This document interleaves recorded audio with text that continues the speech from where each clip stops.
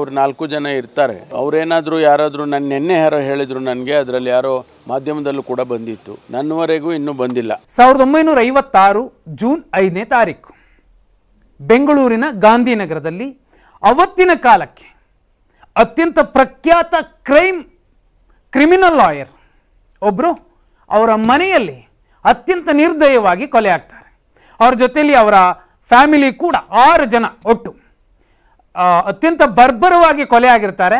ಆ ಕೊಲೆ ಕೇಸ್ ಹೇಗಪ್ಪ ಕ್ಲಿಯರ್ ಮಾಡೋದು ಅಂತ ಪೊಲೀಸರಿಗೆ ತಲೆ ಚಿಟ್ಟಿಡ್ದಿರುತ್ತೆ. ಆದರೆ ಈ ಥರದ 2 ಪೇಪರ್ ಪೀಸ್, ಅದು ಸಿನಿಮಾ ಟಿಕೆಟ್ಗಳು, ಅರ್ಧಕ್ಕೆ ಮುರಿದಿರುವಂತಹ 2 ಸಿನಿಮಾ ಟಿಕೆಟ್ಗಳು ಬಹುದೊಡ್ಡ ಸಾಕ್ಷಿಯನ್ನು ಕೊಡ್ತವೆ.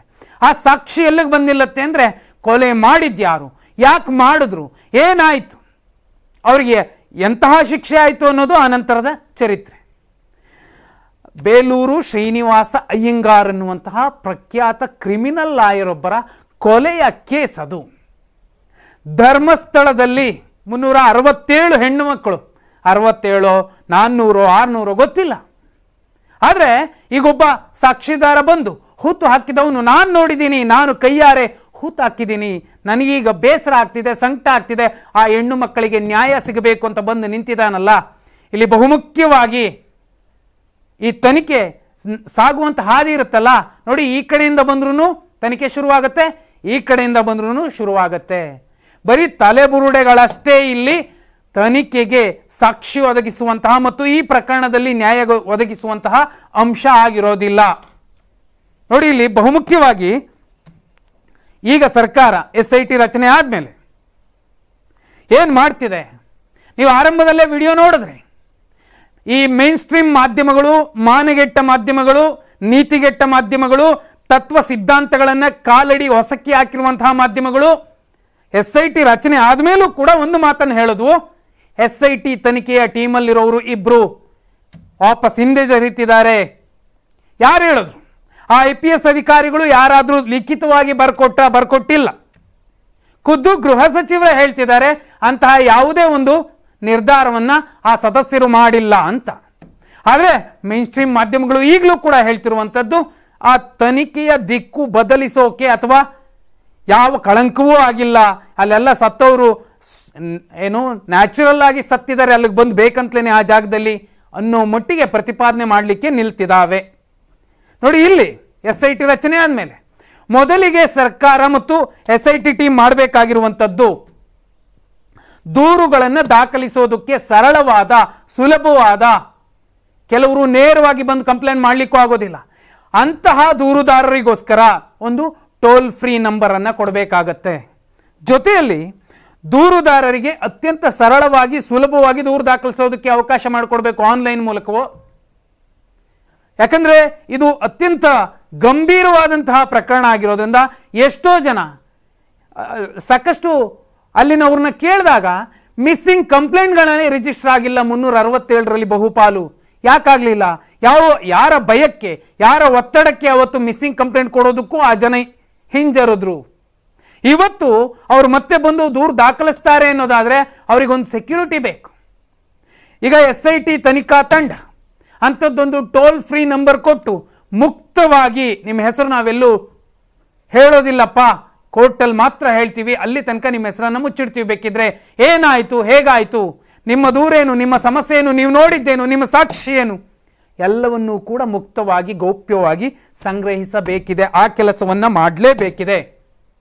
ಅವತ್ತು ಎಷ್ಟೋ ಸಲ ನೋಡಿ, ಅಲ್ಲಿ ಒಂದು ಪ್ರಕರಣ ಯಾರೋ ಹೇಳಿದ್ದಲ್ಲ, ವಿಧಾನಸೌಧದಲ್ಲಿ ದಾಖಲಾದಂತಹ, ಕಲಾಪದಲ್ಲಿ ದಾಖಲಾದಂತಹ ಒಂದು ವಿಚಾರ, ದೂರು ಕೊಡೋಕೆ ಹೋದಂತಹ ಒಬ್ಬ ತಂದೆಯನ್ನ ಅತ್ಯಂತ ನೀಚವಾಗಿ ರಾತ್ರಿ ಪೂರ್ತಿ ಪೊಲೀಸ್ ಸ್ಟೇಷನ್ನಲ್ಲಿ ಹಿಂಸಿಸಿದ್ರು ಅನ್ನೋದನ್ನ 1983ರಲ್ಲಿ ಡೇಟ್ ಸಮೇತ ಹೇಳ್ತೀನಿ ನಿಮಗೆ, ಆ ದಾಖಲೆ ಇಲ್ಲೇ ಇದೆ.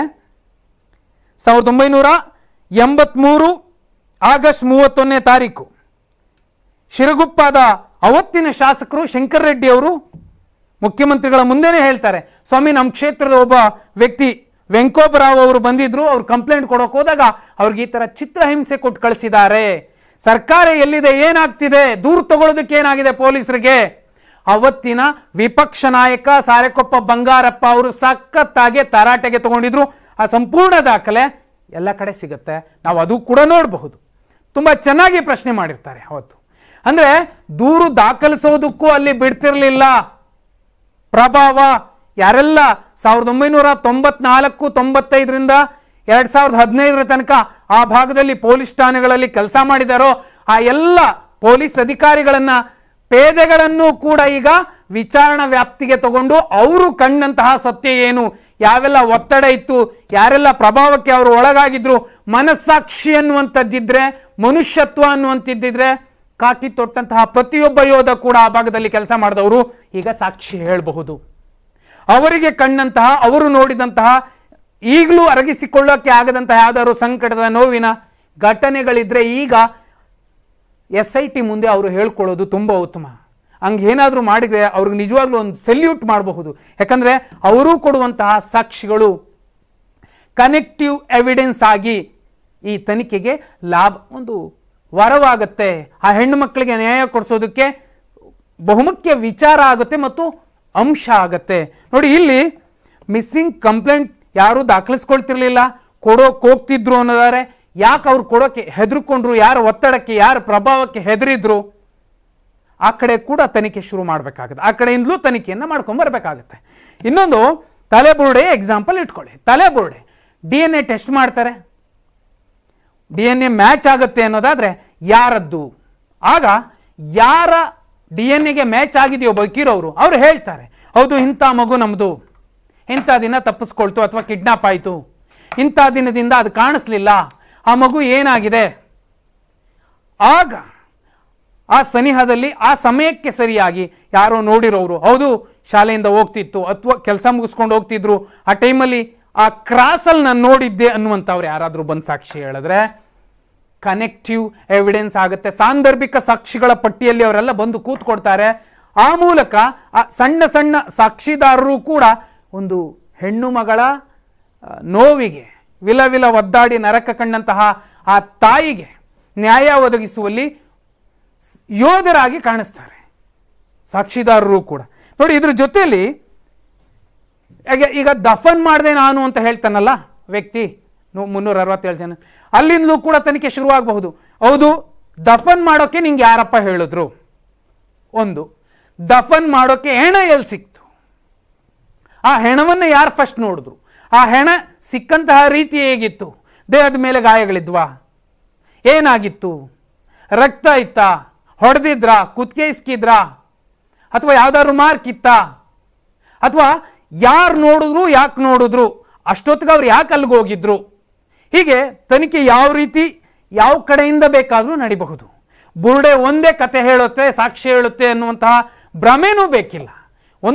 ಅದು ಒಂದು ಸಾಕ್ಷಿ ಆಗುತ್ತೆ, ಅದು ಒಂದು ಕತೆ ಹೇಳುತ್ತೆ, ಅದರ ಜೊತೆಲಿ ಈ ಸಾಂದರ್ಭಿಕ ಸಾಕ್ಷಿಗಳು, ಪುರಾವೆಗಳು ಇವೆಲ್ಲವೂ ಕೂಡ ಇಲ್ಲಿ ಬಹುಮುಖ್ಯ ಆಗುತ್ತೆ. ನೋಡಿ, ಇದ್ರ ಜೊತೆಲಿ ಇಲ್ಲಿ ಅನ್ಕೋಬಹುದು ಬುರುಡೆಗಳೇನು ಮಾಡುತ್ತೆ ಅಂತ.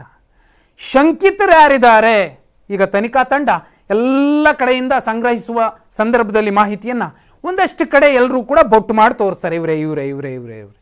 ಹಾಗೆ ಬೊಟ್ಟು ಮಾಡಿ ತೋರಿಸುವಂತಹ ಶಂಕಿತರ ಪಟ್ಟಿ ರೆಡಿ ಆಗುತ್ತೆ. ಅವರನ್ನು ತಂದು ವಿಚಾರಣೆ ಮಾಡ್ತಾರೆ.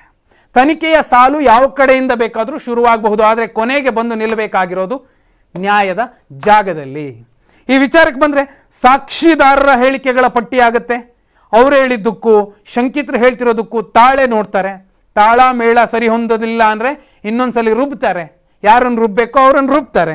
ಜೊತೆಲಿ ಸಾಂದರ್ಭಿಕ ಸಾಕ್ಷಿಗಳು ಮತ್ತು ದೂರುದಾರರ ಹೇಳಿಕೆಗಳು ಇವೆಲ್ಲವನ್ನೂ ಕೂಡ ಒಟ್ಟುಗೂಡಿಸಿ ಸಮಗ್ರವಾಗಿ ಒಂದು ಅಂತಿಮ ತೀರ್ಪಿಗೆ ಅಥವಾ ಒಂದು ಏನಾಗಿರಬಹುದು ಅನ್ನುವಂತಹ ಕ್ಲಾರಿಟಿಗೆ ಒಂದು ರಿಪೋರ್ಟ್ ಕೊಡುವಂತಹ ಸಂದರ್ಭ ಬರುತ್ತೆ. ಇದೇ ಕಾರಣಕ್ಕೋಸ್ಕರ ನಾನು ಪದೇ ಪದೇ ಹೇಳ್ತಿರುವಂಥದ್ದು, ಎಷ್ಟು ಸಾಧ್ಯವೋ ಅಷ್ಟು ದೂರು ದಾಖಲಾಗಬೇಕು.